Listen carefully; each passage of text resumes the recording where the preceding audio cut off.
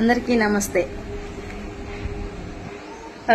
రీసెంట్గా సుప్రీంకోర్టు ఇచ్చిన ఒక తీర్పుని పూర్తి స్థాయిలో ఖండిస్తున్నాను. గౌరవనీయులైన మందకృష్ణన్న గారు పోరాడుతున్న ఈ పోరాటంలో నేను సైతం పాల్గొంటున్నాను. ఆయనకే మద్దతు ఇస్తున్నాను. అలాగే శాలంరాజ్ మాస్టర్ గారు మాట్లాడిన విధానానికి కూడా నేను మద్దతు ఇస్తున్నాను. ప్రతి కులానికి ముస్లిం ఉంది, హిందువులలో రకరకాల కులాలు ఉన్నాయి. క్రిస్టియన్ అంటే ఒకటే కులం, ముస్లిం అన్న ఒకటే కులం. కానీ హిందువులలో రకరకాల కులాలు ఉన్నప్పటికీ అదే హిందువులు వచ్చి క్రిస్టియన్లో మారినప్పుడు వాళ్ళ కులాన్ని రద్దు చేయట్లేదు.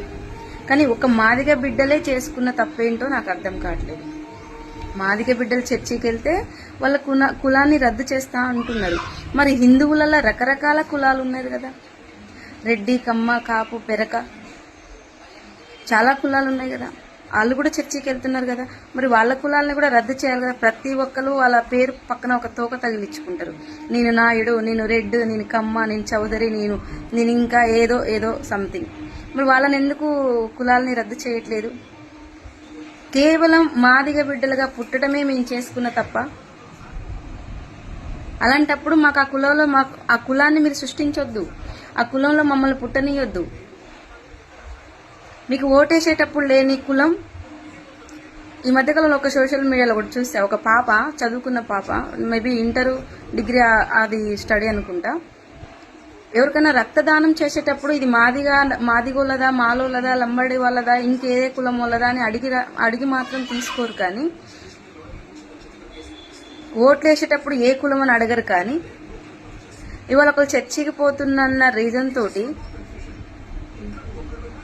ఒక మాదిగ ఎస్సీ కులాన్ని రద్దు చేయడం అనేది సుప్రీంకోర్టుకి ఎంతవరకు కరెక్ట్ అనేది ఆ జడ్జిమెంట్ నేను సుప్రీంకోర్టునే ప్రశ్నిస్తున్నాను. సూటిగా ప్రశ్నిస్తున్నాను. మరి కృష్ణుడే కులము, రాముడే కులము, వెంకటేశ్వర్ల స్వామి, తిరుపతి వెంకటేశ్వర్ల స్వామి బీబీ నాంచార్ని పెళ్లి చేసుకున్నాడు కదా. మరి అప్పుడు ముస్లిం కదామా? పద్మావతి వేరే కులం కదా, బీబీ నాంచారి వేరే కులం కదా. అప్పుడు మరి వెంకటేశ్వర స్వామి ముస్లిం జాతికి సంబంధించినోడా, హిందూ జాతికి సంబంధించినోడా? అంటే హిందూ పరంగా ఏ దేవుడు చేయని తప్పు, ఏ దేవుడికి మొక్కినా రాని తప్పు, ఒక క్రిస్టియన్ కి చర్చికి పోతేనే వస్తుందా తప్పు? అంటే ఒక జీసస్ ఈ మనం చేసిన పాపాల నిమిత్తం ఆయన ప్రాణాల సైతం లెక్క చేయకుండా ప్రాణాలు తీసుకొని మన కోసం పుట్టి ఒక చరిత్రని ఈ రోజు క్యాలెండర్ మారుతుందంటే ఏ హిందూ దేవుళ్ళకి సంబంధించింది కాదు. అలా అని నేను హిందూ దేవుళ్ళని కించపరచట్లేదు. కేవలం అది జీసస్కే సాధ్యం. నాకు తెలిసినంత వరకు జీసస్కే సాధ్యం. అలాంటిది ఈరోజు చర్చికి పోతే మా కులాలు రద్దయితాయంటే మరి మమ్మల్ని ఎందుకు ఓటు హక్కు ఎందుకు ఇచ్చారు? మా కులములో కూడా, మా మాదిగ బిడ్డల్లో కూడా హిందువులు ఉన్నారు. మరి వాళ్ళ కులాలు కూడా రద్దు కావాలా? అంటే ఇప్పుడు మా కులాలు రద్దు చేస్తారంటే మేము భయపడి చర్చీలు వదిలిపెట్టుకొని వచ్చి హిందువులలో జాయిన్ అవ్వాలా? ఇది సుప్రీంకోర్టు తీర్మానమా? అసలు ఆ సుప్రీంకోర్టు తీర్మానం ఇచ్చిన జడ్జి ఏ కులం అనేది నాకు ఎక్కడ చూడలేదు సోషల్ మీడియాలో.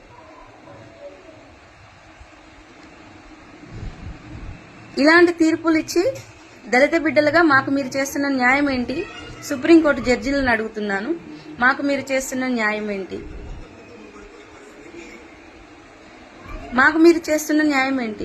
మా రక్తం హిందువులకి కానీ అదర్ కులాల వాళ్ళ ఒంట్లో పారే రక్తమే రెడ్ కలర్, మాది కూడా అదే. చర్చికి పోయినంత మాత్రం మా రక్తం తెల్లకి కాలేదు కదా, రెడ్ కలర్లోనే ఉంది కదా. దీనివల్ల సమాజానికి వచ్చే నష్టం ఏంటి? అదర్ కులములు ఓటేస్తేనేమో గెలుస్తారు, ఒక మాదిగ బిడ్డలు ఓటేస్తే ఓడిపోతున్నారా? ప్రపంచం మొత్తం ఒకసారి ఎంక్వైరింగ్ చెయ్యండి. ఏ జాతికి సంబంధించిన జనాభా లెక్క ఎక్కువ ఉంది?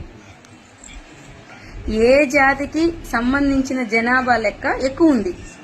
అది ఓసీలలో ఉన్నారా, బీసీలలో ఉన్నారా, ఎస్సీలలో ఉన్నారా, ఎస్టీలో ఉన్నారా? కాబట్టి ప్రతి ఒక్కరు స్పందించి ఈ తీర్పుని ఖండించాలని చెప్పి మనస్ఫూర్తిగా కోరుకుంటూ అందరికీ గుడ్ ఫ్రైడే శుభాకాంక్షలు తెలియజేసుకుంటున్నా. Thank you so much.